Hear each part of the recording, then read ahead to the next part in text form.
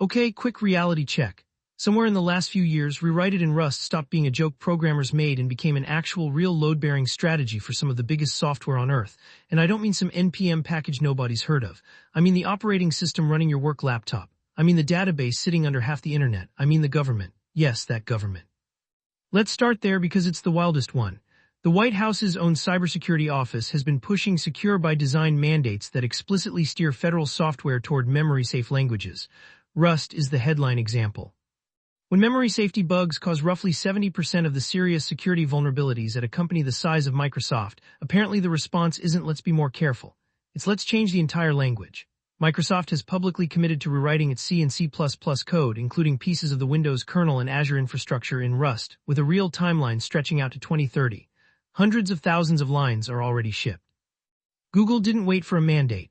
Android now ships production Rust kernel drivers, plus Rust in firmware and security-critical apps like message layer security in Google Messages. Chromium quietly rewrote its PNG, JSON, and font parsing libraries in Rust 2, the exact category of code that's historically been the favorite entry point for browser exploits. The result, Google reports something like a 1,000 times reduction in memory safety bug density compared to their old C and C++ code. Not 10% better, not double, 1,000 times. And once Microsoft and Google both blink first, everyone else suddenly discovers their own memory safety concerns. Cloudflare moved core proxy components from C to Rust because when your code is routing a meaningful fraction of global web traffic, a single buffer overflow is a very bad headline. LinkedIn quietly migrated performance-critical C++ services over to Rust 2, citing both safety and, conveniently, better developer velocity, which is corporate speak for our engineers stopped hating this codebase. Then there's the Linux kernel, the one piece of software that's supposed to be too old, too sacred, and too terrifying for anyone to touch. Kernel maintainers are now openly discussing Rust as the thing that saves it long-term, with estimates that memory safety issues account for something like 80% of kernel CVEs. Let that sit for a second. The kernel, the thing running basically everything, getting a Rust transplant mid-surgery while it's still running. Meanwhile, databases decided this was their moment too.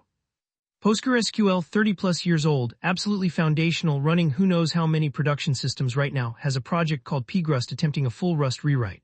Large chunks of it were generated by AI coding agents, and as of this year it's passing 100% of Postgres' own regression tests. Not mostly passing, all of them. An AI rewrote a 30-year-old database and the database didn't notice. SQLite isn't safe either. A project called Turso, previously named Limbo, a genuinely funny name for the codebase currently in Limbo, is a from-scratch Rust rewrite aiming to be wire-compatible with SQLite. Same file format, same SQL dialect, same C API, just swapped out the entire foundation underneath. Still in beta, and even its own maintainers say don't trust it with anything mission-critical yet. Refreshingly honest for a category of announcement that's usually 90% hype. But if you want the single most unhinged data point in this entire video, it's this one. Anthropic bought Bun in December 2025. Bun was written in Zig. Zig's own project policy doesn't allow AI-generated contributions. So Anthropic did the only logical thing. They had Claude rewrite the entire runtime from Zig to Rust instead, 960,000 lines of code across 64 parallel Claude instances, merged in 6 days for a reported cost of around $165,000. Memory usage dropped from 6.7 gigabytes down to 609 megabytes. That part's genuinely impressive. Less impressive, the rewrite shipped with over 13,000 unsafe Rust blocks compared to about 73 in a typical handwritten Rust codebase of similar size. Zig's own creator publicly called it unreviewed slop. So the rewrite that was supposed to be about memory safety may have quietly introduced a small mountain of the exact thing Rust exists to prevent.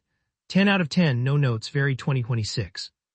Now to be fair, and I will be fair briefly, not everything is actually being rewritten wholesale.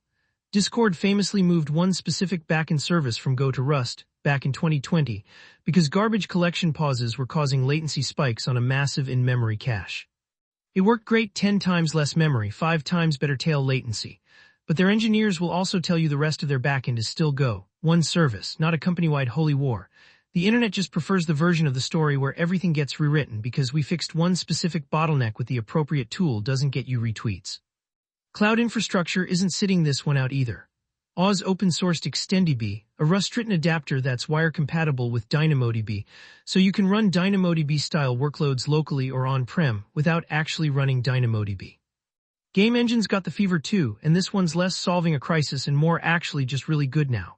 Bevy, the Rust native engine, is sitting north of 44,000 GitHub stars, shipping real indie titles on Steam, and by most accounts has more momentum right now than anything else in the space.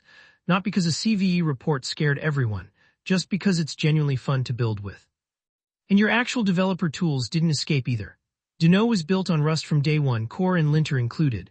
Ruff replaced most of the Python linting and formatting ecosystem, written in Rust, absurdly fast. Zed, the code editor, is built on a Rust UI framework from scratch to hit a locked 120 frames per second.